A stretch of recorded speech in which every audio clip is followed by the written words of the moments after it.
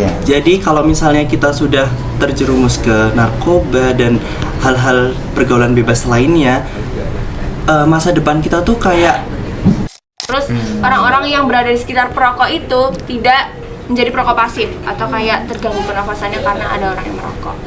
kita kayak, Pak, ini kita ada permen dalam rangka bla bla bla bla. Tapi bapaknya tuh kayak yang nolak gitu loh, kayak bener-bener iya. nolaknya tuh kayak nolak gitu. Ada anak-anak rombongan, terus kita kayak, Dek mau permen nggak? Terus salah satu apa ya, celutukan mereka tuh adalah kita nanti diculik nggak gitu, kayak muka kita Assalamualaikum warahmatullahi wabarakatuh. Welcome to Major Talk episode 19. Perkenalkan, aku Yuda Cahyo Wulandka Purwanto dan rekanku Almira Salmada dan Hima Sumah. Nah teman-teman, jadi kita sekarang kedatangan tamu yang super duper spesial banget nih teman-teman. Bener banget. Kira-kira siapa ya tamu kita? Nah, jadi tamu kita ini berasal dari salah satu organisasi bidang yang ada di Mansatu Yogyakarta. Kita sambut Satgas Galaksi Mansatu Yogyakarta. Yeay.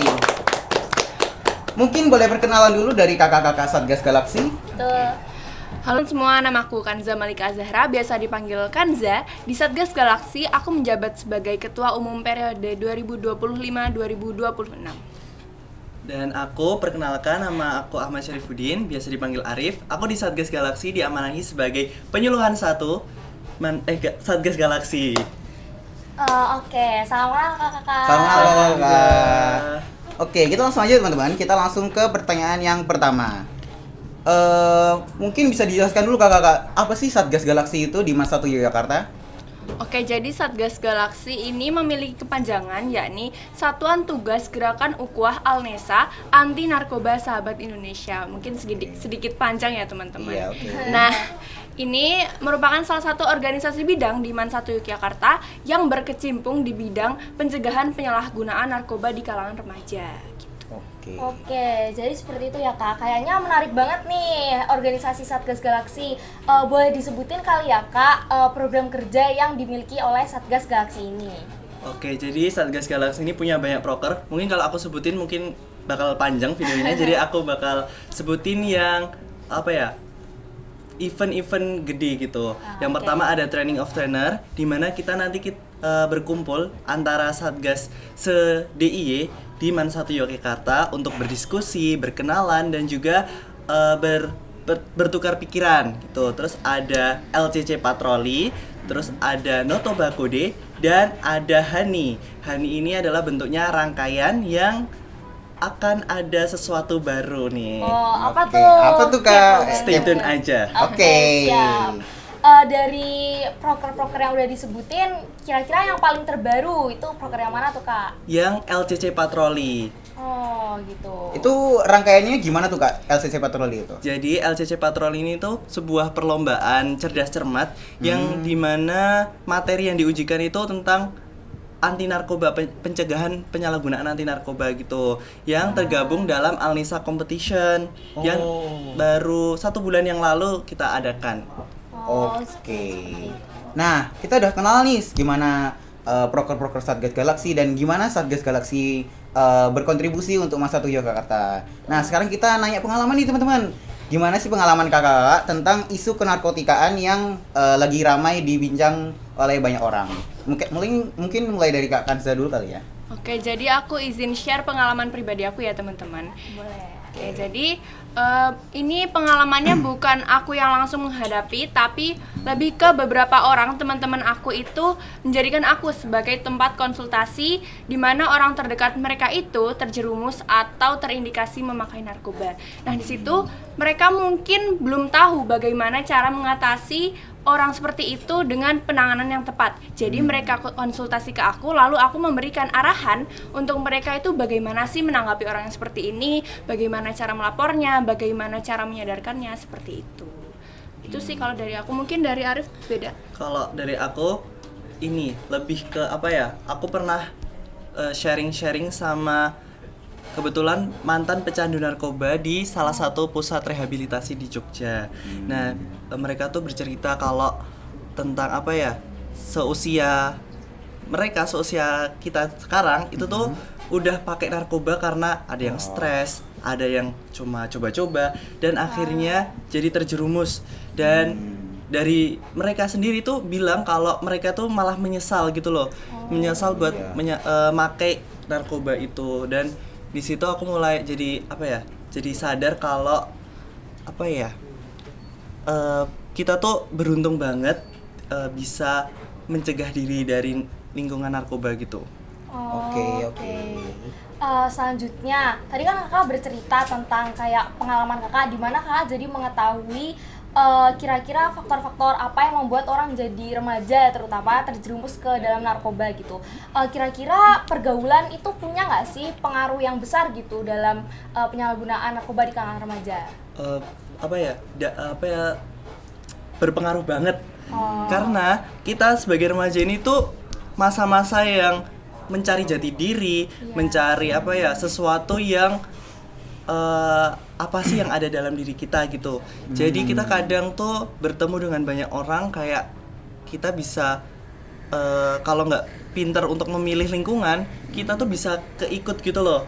Jadi misalnya kita berteman dengan orang-orang yang punya hal-hal yang positif, selalu melakukan hal-hal positif, kita pasti akan kayak langsung, oh iya aku punya temen yang mereka melakukan hal-hal yang baik, otomatis dia punya rasa buat ingin meniru gitu, supaya dia terpengaruh gitu.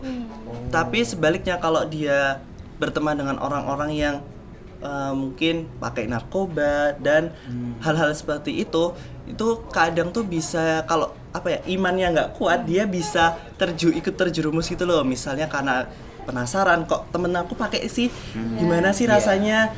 Karena sekali pakai narkoba itu biasanya tuh langsung kecanduan.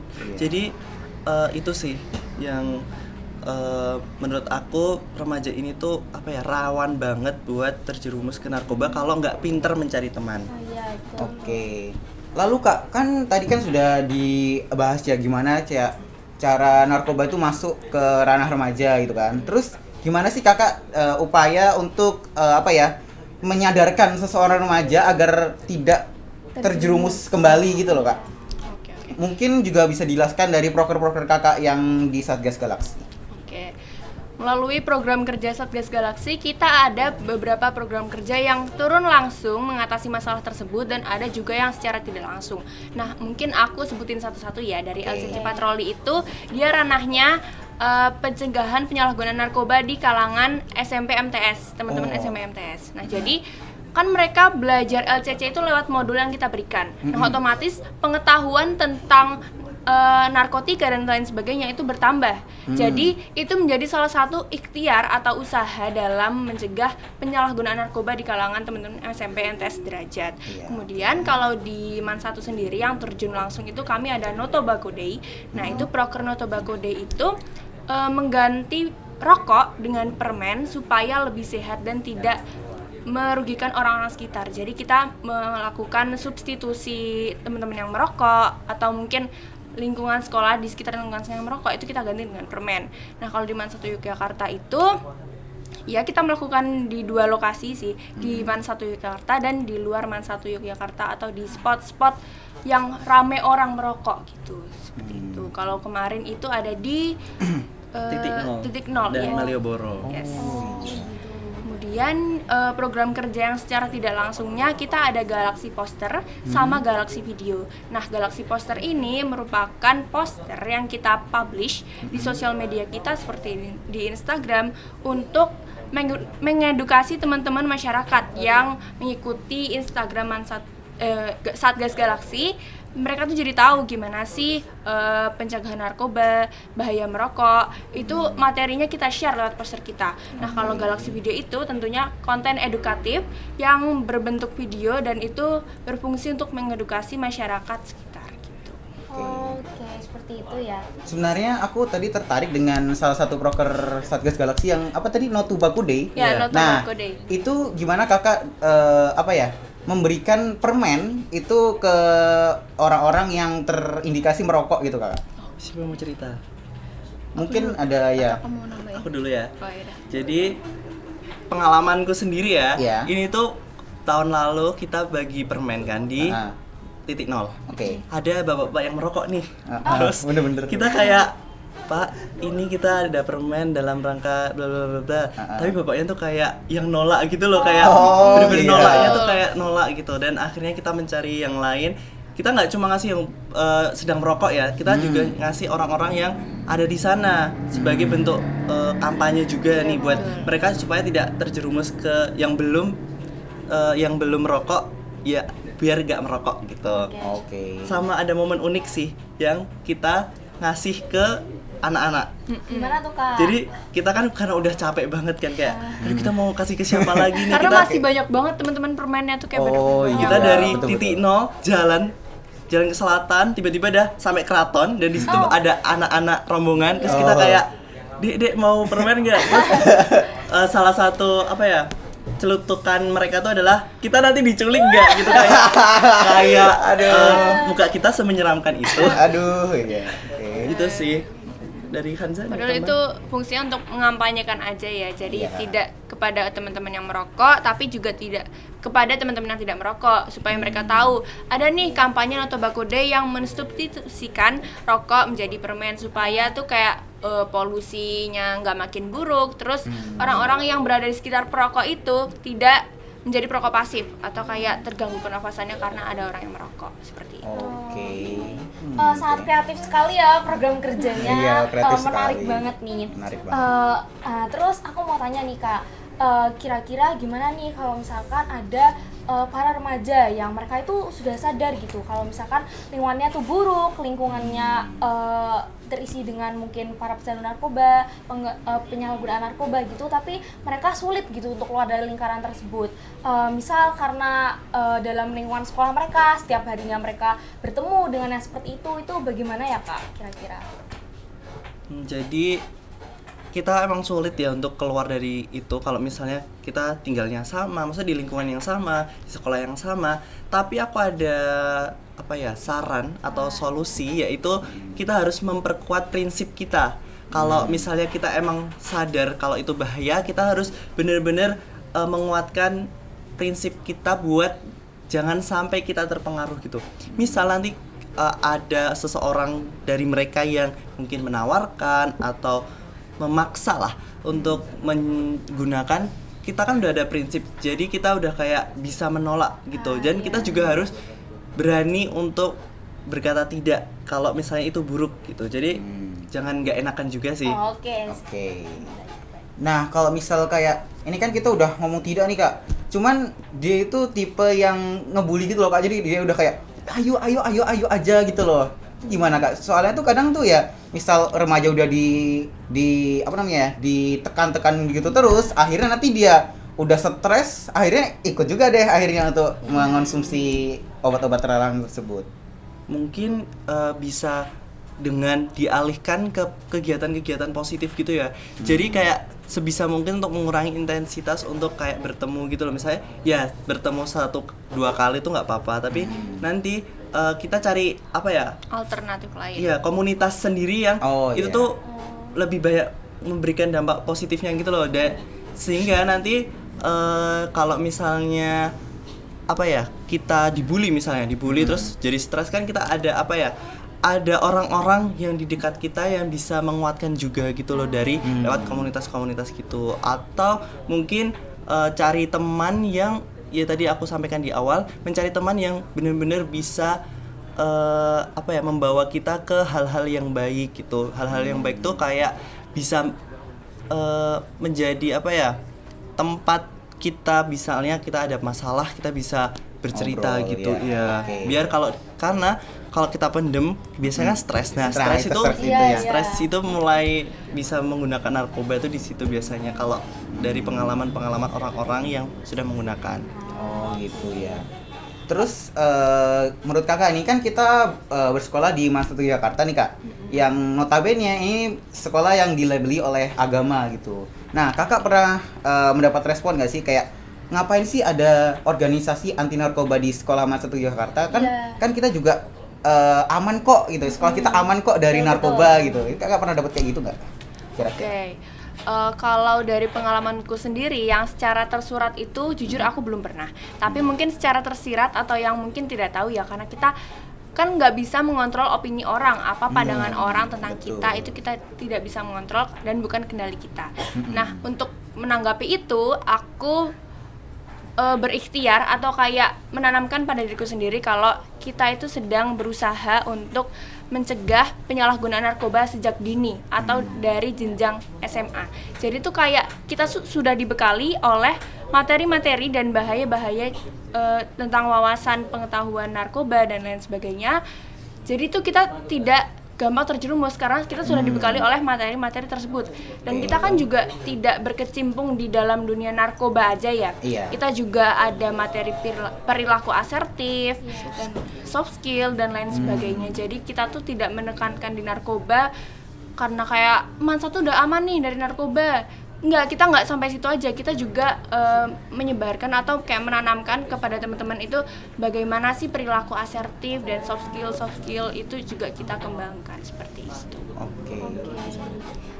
Berarti banyak banget nih ya wawasan-wawasan kayak dan skill-skill yang bisa kita dapatkan berarti ya dari organisasi Satgas Galaksi ini sendiri. Betul banget. Menurut kakak di lingkungan sekolah Mans 1 Yogyakarta ini dari siswa-siswanya gitu yang lebih bahaya tuh yang mana kak? Antara kurangnya kepedulian atau kurangnya kesadaran? Mungkin ada beberapa yang kayak orang yang sudah sadar gitu akan bahayanya atau kayak akan lingkungannya yang toksik seperti itu, tapi dia memilih untuk tidak peduli gitu. Lebih berbahaya yang mana? Lebih berbahaya ke yang kurang peduli. kesadaran. Kurang kesadaran. Karena kalau dia udah sadar tapi dia nggak peduli itu biasanya ada faktor lain gitu loh. Karena mungkin dia takut buat kayak misalnya ngomong terus nanti takut dibully, takut didapat apa ya cap-cap yang kayak mungkin kurang mengenakan. Tapi kalau kita kurang kesadaran itu kayak jadi kayak Bahkan membentengi diri sendiri Iya. pun tidak bisa kan, karena iya sih. yang terpenting adalah self awareness. Gimana kalau kita mau mengedukasi orang tapi diri kita sendiri tuh berantakan gitu. Oh iya sih. Oke. Itu sih. Ya. Oke. Terus menurut kakak nih, kayak lingkungan di sekolah di DIY terutama ya, karena kita kan melihat bahwa kayak di DIY itu banyak yang masih memakai narkoba segala macam gitu. Itu sebenarnya udah bener kalau kita melakukan pengantisipasian melalui Satgas Galaksi ini udah bener-bener aman belum sih, atau kita tetap harus waspada meskipun kayak mungkin kelihatan kondusif gitu loh kak? Oke, jadi ini skalanya mungkin lebih besar ya Iya. di DIY. Nah, mungkin teman-teman sebagai remaja kita bisa saling edukasi sebaya atau kayak menjadi Saling mengingatkan. ya saling mengingatkan bahaya itu bagaimana, terus apa yang harus disikapi, penanganannya seperti apa, seperti itu. Tapi kalau ranahnya atau tingkatannya sudah lebih tinggi atau lebih jauh dan membutuhkan andil orang-orang yang lebih berkuasa, istilahnya seperti BNN atau guru BK yang lebih bisa mengendalikan situasi seperti itu, teman-teman bisa berkoordinasi dengan mereka untuk mengatasi permasalahan yang skalanya itu sudah tidak bisa dikendalikan teman-teman sendiri gitu. Oh gitu. Wah, menarik banget ya Kak Amira Iya, ya. Kayak betul. kita tuh mendapatkan insight baru tentang narkoba, obat-obat terlarang, dan pengalaman-pengalaman Kakak ini sangat benar-benar membantu kita banget nih gimana kita mengenali narkoba dan lingkungannya. Iya, betul banget. Dari cerita-cerita kakaknya itu bisa kita ambil pelajaran banyak banget ya. Nah, sebagai closing nih Kak, sebagai penutup, boleh nggak kakaknya sampaikan closing statement untuk teman-teman remaja yang sedang menonton podcast ini? dari siapa dulu? Kamu dulu. Oke. Aku mau kasih pesan buat teman-teman remaja di Mans 1 Yogyakarta atau di luar Mans 1 Yogyakarta yang sedang menonton podcast ini. Kita remaja, masa-masanya kita untuk mencari jati diri kita. Iya. Tapi ingat, jangan sampai kita mencari apa yang seharusnya nggak kita cari. Itu dengan penggunaan narkoba dan hal-hal yang buruk gitu. Karena masa depan kita itu ditentukan dari sekarang. Iya. Jadi kalau misalnya kita sudah terjerumus ke narkoba dan hal-hal pergaulan bebas lainnya, masa depan kita tuh kayak ada kemungkinan kurang gitu loh. Jadi kita bisa memulai dari hal kecil seperti yang pertama membentengi diri dengan memperkuat prinsip-prinsip hidup kita buat jangan sampai terjerumus. Terus mungkin setelah kita bisa dari diri kita bisa share ke orang lain, kita saling mengingatkan dari orang-orang terdekat dulu, 1-2 orang dulu, karena biasanya hal kecil yang kita lakukan hari ini akan berdampak besar untuk di kemudian hari. Betul Ya, banget. itu dia. Kalau dari Kak Kanza sendiri? Kurang lebih juga sama ya menurut aku. Bentengi diri kalian dengan bentengi diri kalian dari hal-hal yang negatif yang bisa menjerumuskan ke narkoba, dan stay positif, tetap lakukan aktivitas yang baik, yang produktif, yang meningkatkan skill atau kemampuan kalian. Wah, Wah, keren. keren banget nih closing statementnya. Pastinya bermanfaat juga ya bagi kita para remaja ini. Nah, sepertinya Major Talk episode 19 kali ini sampai di sini dulu ya. Iya. Jangan lupa Untuk nonton episode selanjutnya. Sampai jumpa di Major Talk Talk berikutnya. Bye bye.